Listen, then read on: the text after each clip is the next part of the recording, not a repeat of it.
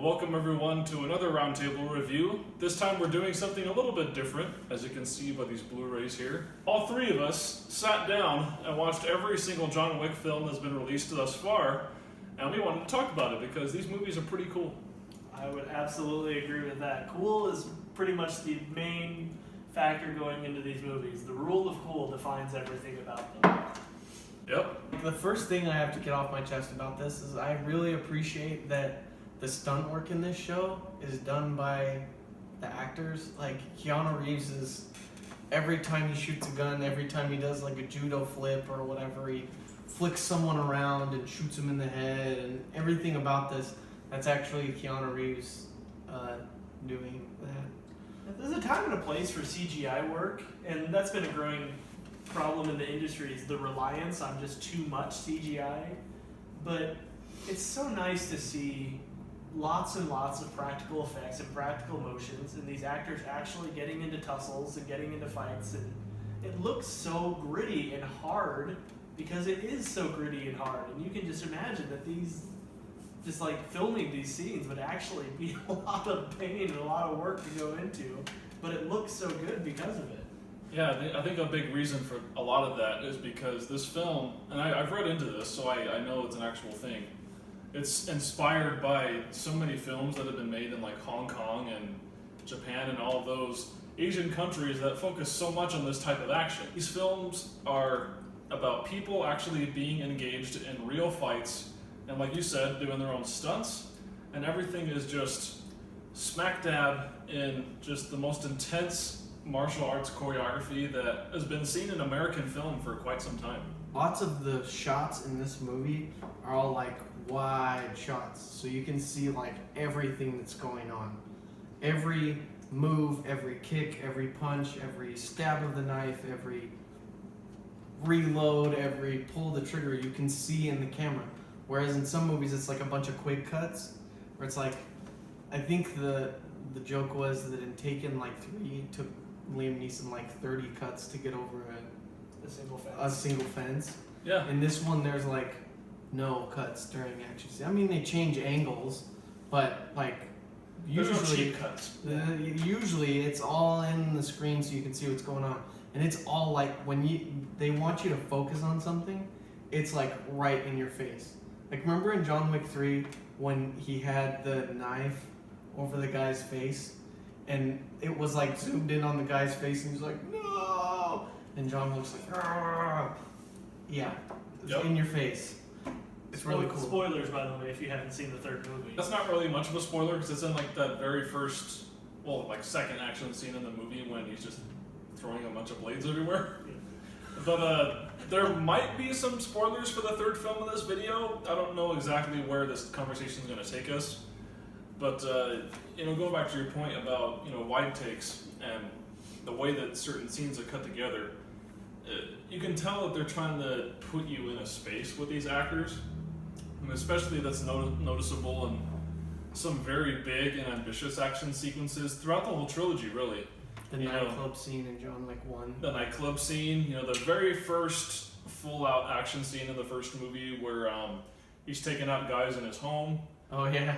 And then the third film, and that one extended sequence with him and Halle Berry and the attack dogs. Yes. Which... That part is glorious. Awesome. It's really cool. And, there's a lot of sequences in the third film like that, too. There's the fight in the Continental when I need more firepower. Shotguns. It's like going back to get more ammunition before the big boss battle. It's like, wow, this boss is actually hard. I actually need to go get the bigger guns now. I need more firepower. I mean, the action sequence is pretty much just a horde mode in a video game. It really is. You retreat back to the safe house and you grab more grenades and you grab the higher tier gunfire now that you've leveled up. I did appreciate something that Justin said earlier. It was about how you can see everything. You can see all of these details that make it come alive. And like Zach said, you actually feel like you're a little bit there and you're actually witnessing this happening in real time. When he reloads, it's because he needed to reload. Not because they just happened to throw that in there once or twice in the movie. Like if you watch another generic action film, you're going to see them reload once or twice in the entire movie. Well, even in the MCU movies. Absolutely. I think Black Widow's reloaded twice in the entire series. That's actually the example I'm just thinking of. You're seeing him reload. You're seeing him take hits, and then he actually like struggles to move with that side for the rest of the fight. Or you're seeing him set aside things and get covered in dust because the wall next to him got blown apart and all the chips are raining down. So he has those chips on his shoulder for the rest of the fight. And things like that. And it just shows how careful they were at making every little bit of this stand out as realistic as possible. Mm-hmm. There's a part in John Wick 3 where he's fighting the two dudes that are like, it's an honor to fight you, Mr. Wick. Oh, yes. That part was so awesome. But there's a part where they both have knives and he doesn't, and they're kicking at him, and he's taking kicks so that he can block the blades, and you watch him like, oh, you watch him take the hit, and he's like, oh, I gotta block the blade, while he's still dealing with the fact that he just got kicked really hard in the stomach, so he's like, oh, and block it. Yeah. So anyway, it's another element of realism that I think permeates all of these, even in the driving scenes, like in the chase scenes. Now the motorcycle sequence in John Wick 3, I don't think we can go over. That was a case of there being a bit too much CGI to make it work. but it stands out with the rest of the movie. right. But like when he's driving his car around in number 2 and he hits that guy with the motorcycle, Oh yeah. like that part, you watch the car crinkle. The dude flips over and he hops out and grabs it, and then he keeps going. Or when he takes it off the jump, I feel like that's Keanu Reeves driving. I don't know for sure, but I feel like that's him driving. You know? Absolutely. And while we do notice all of these little details, like there's still some suspension of disbelief. Like there's still some action movie tropes. Like all of this takes place, all 3 movies, in like less than a week's time. You would think that he would start to slow down at one point from all of these injuries he's taking, but that's part of the fun of it, that he's not slowing down, that he's still keeping up and kicking the butt of every single one of these guys that he faces in all of these horde modes. And he has a kill count of probably the upper 300s or something. Probably even more. Now, None of them really being like epic explosions or cheap tricks in action movies too. They're all, this is gonna sound bad, but they're all earned kills. You see half of these people, like in a lot of action movies, you punch a guy a couple times, he goes down. John Wick punches this guy a couple times, then deals the headshot to make sure that he's down for good. And he does that almost every single guy. in John Wick 2, remember you were like, leave no man behind. There was the guy that was crawling towards, it's like knocked over and he's crawling towards the gun, and then Keanu Reeves is like, shoots him, like before he can even get to the gun, he flips around and like, pop, and then keeps running forward. I was so excited. It's like, is he gonna let that guy live? Like, I was watching that guy. I forgot the rest of the action scene because I was so intent on this one guy that got knocked over at the beginning of the fight. Because John Wick kept going and dealt with more, like 5 or 6 more guys. Oh yeah. And this guy's just crawling along, and you're like, wow, John Wick he's losing his touch. He's letting that guy get away. But no, John turns around. All of a sudden, as soon as you get your hopes up, it's like, and keeps running. And that guy's just like, wow, you almost made it, man. You were so close. That's another one of those things where they like pay so much attention to detail too, because they literally don't leave a single body like unattended. All of us were like engaged in these action sequences, and we're like, wait, is he gonna go back and do this? Where's this other guy? You know, just like you're saying. And then John Wick obviously has that awareness too, because when you're thinking about it, so is he, and then you're following him. And I think that makes him a compelling character, despite how much of a murderer he is. Yeah, there were no sections of the movie that I was like, that doesn't make any sense. Like there was no points in any of the movies that I was like, yeah, that came out of nowhere. That was dumb. Like everything just made sense as it was going on. You were never taken out of the action to ponder like where that guy just came from. Yeah, because even if he did get blindsided by cars and guys. Oh my God. I was hoping you'd bring that up. Freaking Keanu Reeves, get a haircut so you don't get blindsided by cars in the next movie. I'm pretty sure that's the only way to kill John Wick is by blindsiding him, because sneaking up in his peripheral vision. That was like a running gag that we came up with while we were watching these movies, because the day before John Wick 3 came out, the three of us were sitting on my couch watching the first two movies back to back. Yeah. And multiple times in both movies, like he's just walking around or even limping, and then suddenly out of the blue from the corner of the frame comes this car that sidelines him. And then in the third movie, there's a moment where it's leading up to that, and then I distinctly remember you saying, like, under your breath, like, he's gonna get hit in the side, isn't he? and then in the third movie, this car just shows up, and he gets blindsided again. The three of us just couldn't hold it. We laughed out loud, yeah. I feel like those are some moments that were humorous in the first movie, like the nut shot or the getting sidelined by a car. And they decided, hey, the audience liked that moment, so let's just ramp it up to 10 and have him get blindsided by cars every couple of minutes, or kick someone in the nuts every couple of minutes. And so, yeah. And like, I'm not complaining, mind you. I thought it was amazing, but it's like they took that one moment that was, oh yeah, he kicked this guy in the nuts, and now he's gonna have to do that every other fight sequence. Well, at least they didn't do that with like the John Wick did this. Moment, you know? Mm-hmm. They didn't repeat that in the third film. They recognized that was done in the second movie. It worked for that moment, but then they weren't going to continue it. Yeah. Like, I think there's certain jokes that work better. Yeah. I do like that in the first movie, though. I heard you struck my son. Yes, sir, I did. And may I ask why? Yeah, well, because he stole John Wick's car, sir, and killed his dog.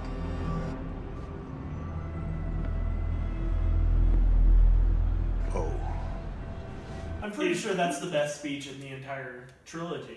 Honestly, That scene of realization as you finally start to get an idea of who John Wick is. And then it's just like my shirt says, he is the one who kills the boogeyman. And I think that's one of the best introductions of a character that we've seen in recent media. And they're not even necessarily showing him being this amazing person, and that's how we see that he's an amazing You killer. see and it off the everything. people's faces. Yeah, as they're they're showing talking. the reactions to these people as they show like actual fear.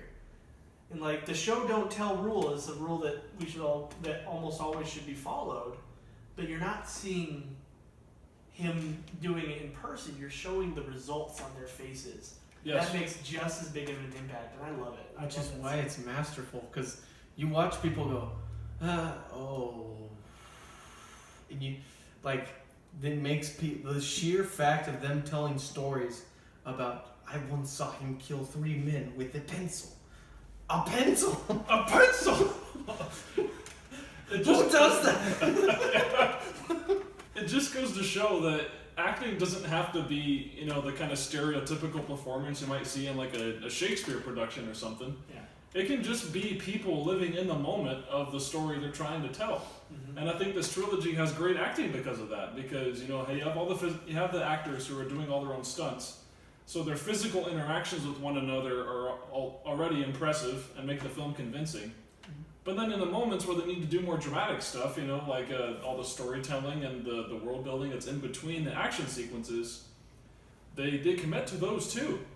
And you have actors like, you know, Ian McShane, you have Angelica Huston, you know, Oscar-winning actress. Each one of the movies comes out, the casting for each one of the movies is spot on. Mm-hmm. Like, Winston, it's a great character. His concierge is one of the best characters in the whole thing. And he doesn't even say that much. He's just like, he's a polite concierge, and he's really cool. And as always, it is a pleasure having you with us again, Mr. Wick.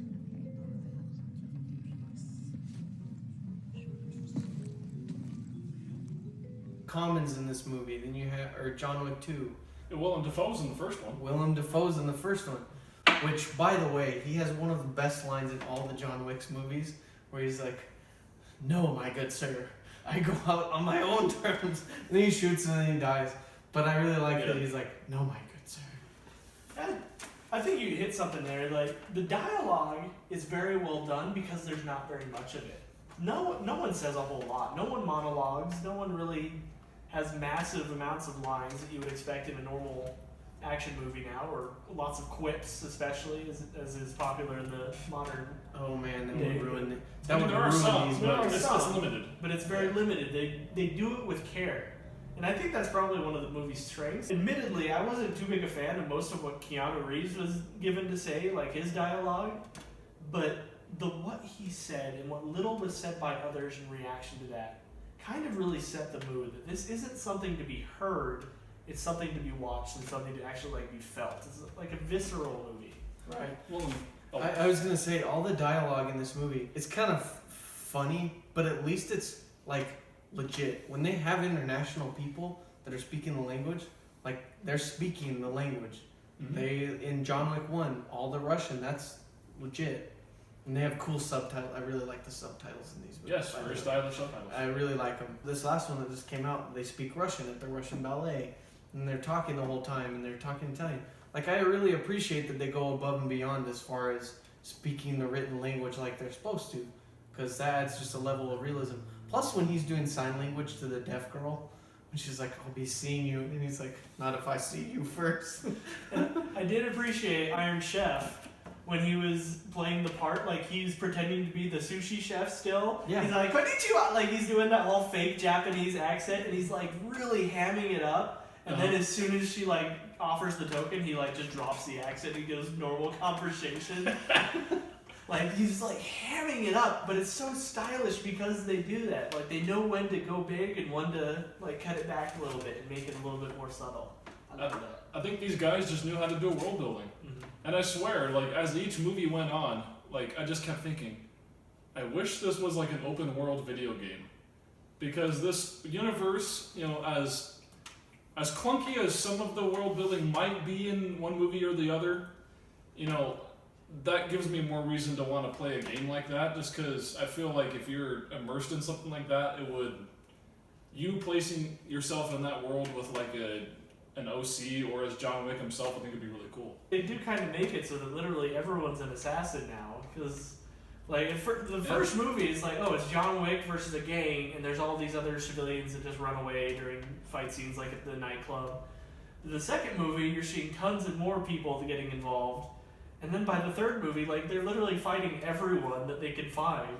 You're fighting whole groups of people, of assassins in the middle of the street, like, hey, that's John Wick, let's get in a fight, and they just get into massive brawls. It's like, yeah, you have the hot dog guy, you have the person pushing their baby in a stroller around, you have the regular businessman, just everyone apparently belongs to the organization. Everyone is an assassin now.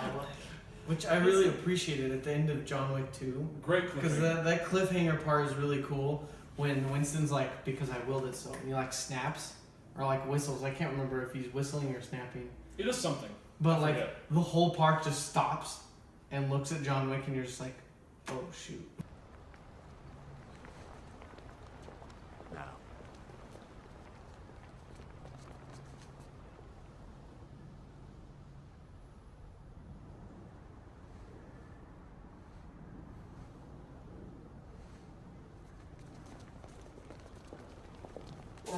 Or when the text messages are going out about 5 minutes after that scene, and literally everyone in the park is pulling up their phone, and just like, oh, this is a lot bigger than I thought it was originally. Right. Mm-hmm. Which makes you wonder why they bothered cleaning up the bodies in the first movie, because if everyone is apparently an assassin, then why bother going to all that effort? You gotta keep the cleaning guy in business. Like, yes. Well, maybe that's your explanation for why in the subway, all those people just didn't really get fazed by those two guys getting bodied by John Wick. So it's like, oh, John Wick's working again. It was less than a matter of like cleaning up after to like hide the bodies, and we're just like, oh, I don't want my house to have all these corpses. Why don't you come in and clean up for me? And I don't want Jimmy knocking on my door at 2 a.m. too, going like, we're working again? The best part of the first movie, the best recurring thing in that whole movie is everybody's like, hey man. What's up? No, he's like, hey John, you working again? You working again? No, just sorting some stuff out. Oh, well. I'll leave you be then. Good night, John. Good night, Jimmy. Everybody's so casual about dead bodies and it's just the cop, you working again? No, I'm just sorting some things out. it's like I'll leave it to it then. in any other movie, you have people like shrieking left and right, but it's just like it's an everyday occurrence in this world, and it's like I said, in any other movie, like you would point that out as like a negative, but in this, it's just it's kind of subversive and funny. Like, have fun with it. Like they have fun with these movies. You can tell like this was a blast to shoot for them all. Like, where else are you going to see someone breaking the neck of a famous basketball player inside of the New York Public Library? Oh, By the way, that fight scene was amazing yeah. on a couple counts, but the best part is he's holding John Wick's head at arm's length. Because good old Bobby, he is huge. He's a giant. He's huge. Yeah, he's like 8 foot tall. Like, He really Keanu's is. not small, but this guy is able to hold him back the entire time. And then he does something with a book. He gets destroyed by Which is a delight to see, I have to say. Yeah, one of the great things about watching John Wick 3 in a packed theater on Thursday night, you can also see this picture of us dressed up on that night, which was a lot of fun. But anyway, back to my point. The great thing about being in that theater with all those people is like everyone was into it, and they were all reacting to all of the gross kills too. They really upped the ante in 3 for like the grodier kills. Like 1 Yeah. and 2 had like, oh wow, he got killed really hard. Ooh wow. Yeah, he got a pencil stabbed into his neck. Yeah, But then, like you mentioned earlier, there's a knife getting slowly punctured into the guy's eye. oh. Or like a hatchet being thrown into the guy's head, or That's where we're all like, John Wick's gonna let that guy live, and then all of a sudden John Wick's like, hits him in the side of the head. and then everyone in the theater, including us, the whole entire room just fills with these groans and these winces from people who are like amazed, but at the same time just like fearing that own pain being inflicted upon their own bodies too. Though we have to mention probably one of the best groans of the entire movie was when he brought the shotgun out at the end of the movie. Oh yeah, he freaking blew that guy's head off. Because like that's one of the things that I didn't really have a problem with it because I'm not a fan of like excessive gore. But like shooting a head does not always leave a nice little clean hole in the head, especially when people are using like armor-piercing rounds with every pistol. So in the first 2 movies, every headshot just kind of left a nice little clean hole. And sometimes there's like blood splatter that happens behind, but it just left a nice little like clean hole where it happened. But in the 3rd movie, when he pulls out the shotgun, no, his head's a watermelon that just got sledgehammered. Like it just disintegrates in the second half. Yeah, I mean, if you don't pay attention enough, you won't see it. But like, if you see it, you're like, what? I think at that point I blinked. I like looked down at my water bottle for half a second. And both of you guys were like, "Whoa!" And I was like, "No, what?" It doesn't hold back, and like you see these things, and it's like, it is a bit excessive, I will admit. But there are some moments where you see it, and you're like, yes, multiple moments where we were all like that. That's what I paid to see. When we mentioned the casting earlier, one of my favorite things about John Wick 3 in particular, and you talked about it too, was the fight between John Wick and the 2 guys that were from the Raid. Actually, one of them was from both movies, but I think one of them was just from the Raid too. If you were paying attention, they're from Kanja Club in Force Awakens, but that's just me. The thing about Kanja Club is like, you know, those actors were given a chance to be in a Star Wars movie, but their skills were totally wasted because they were just there. It was just a cameo. It's just like you wouldn't say that James Bond's potential was wasted just because he was cameoing as a stormtrooper. That's true. Oh yeah, true. But their part in this movie was hands down one of the coolest fights in all of Definitely not wasted. any Absolutely not. John Wick movie. It was one of the coolest parts of the whole movie. Even if they did have a bit of an issue with glass boxes. Jeez. I think they went out of their way. And Keanu was kind of like throwing himself backwards at the same time. Like my friend noticed it when he went and watched the movie. I didn't notice it, but like they kind of went out of their way to destroy as many of those boxes as physically possible. And I was like, that's cool, but after the 4th or 5th box, you're like, wow, they're still doing that. They're still doing that. It's like, wow, John Wick hasn't been sliced open yet. He's wearing a tactical suit, man. True, that doesn't by the protect way, his exposed skin. Yeah, that's true. Unless his tactical hair grease is keeping the glass from messing with his head. Gosh. And just like I was telling you guys, I mean, that guy's basically covered in vibranium for the most part. Like, his suit jacket might as well be just like made from Wakanda or The something. nano machines of Tony Stark. Yeah, that too. Yeah, All in all three of them are really good. I agree. Go see them. I agree. We're all in agreement about these movies being really good. We'll score these a bit differently though, because they're, like I said, we're talking about 3 movies here. We're not giving singular grades to individual movies. So what I think is, each of us will go and we'll give our individual grades for each movie. And then after that's done, I'll give the averages for each movie based on what our scores were. And then I'll present them to you, and then we'll see how that goes. For me, at least, all these movies are basically one long movie. Like, you could consider all 3 John Wicks as one 3-part movie. They flow pretty well that way, yeah. Yeah. Like, story-wise, with the 3 acts, like, the first act, second act, third act, it would fit really well as this one 6-hour film. It almost seems like they're meant to be watched in succession. Because when we watched the first 2, it seemed like there was an intermission. I mean, obviously there was an intermission because we had to switch out discs.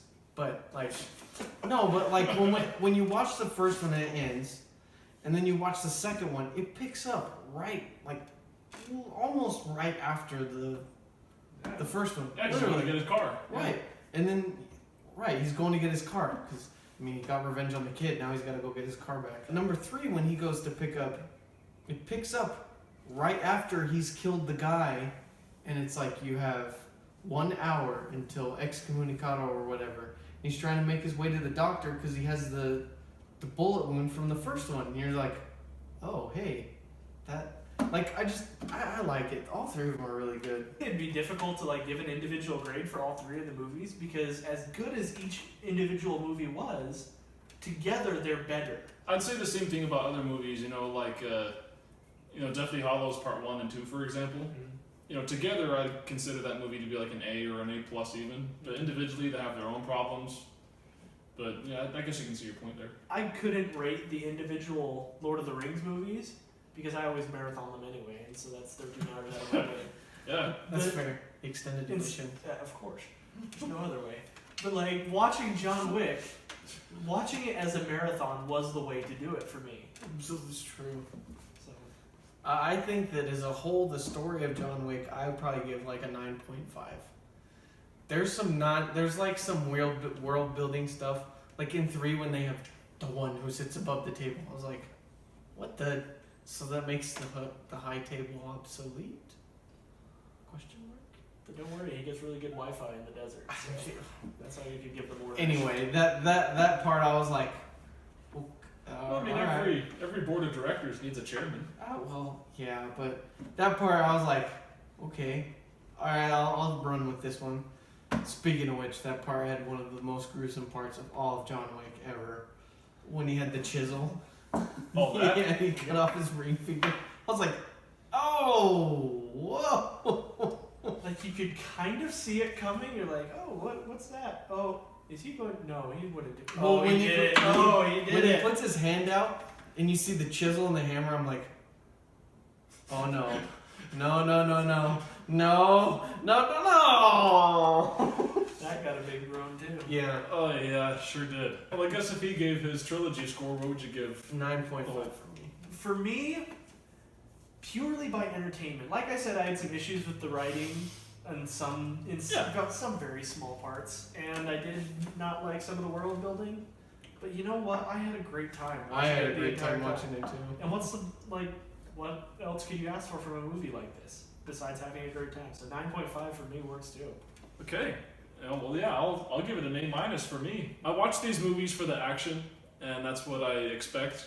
But like the fact that there's a good story, great acting, and just amazing camera work complementing it all, that just makes it even better.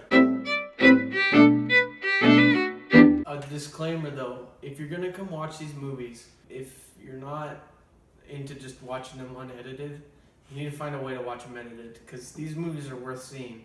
Even if you have some of the stuff, there's a lot of language in the first one, and the second one really. Yeah, That's the third one. I guess I don't remember the third one that much, but there's a lot of language, and there is a lot of violent content in these movies.